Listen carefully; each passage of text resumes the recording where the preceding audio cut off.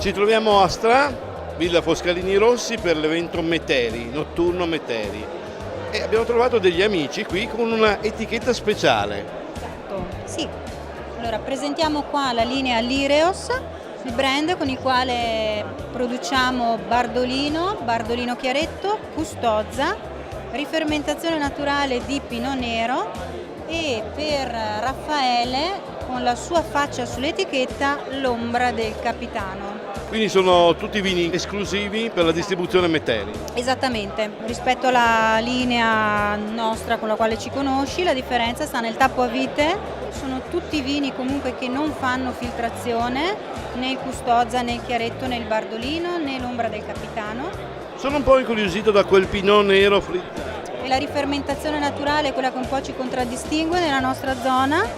Qua c'è un Pinot Nero in purezza. Zona delle uve? Colline moreniche, quindi zone nostre. Fa la prima fermentazione in acciaio e poi l'aggiunta di mosto di uva che ha fatto appassimento ed è un prodotto notevole e particolare.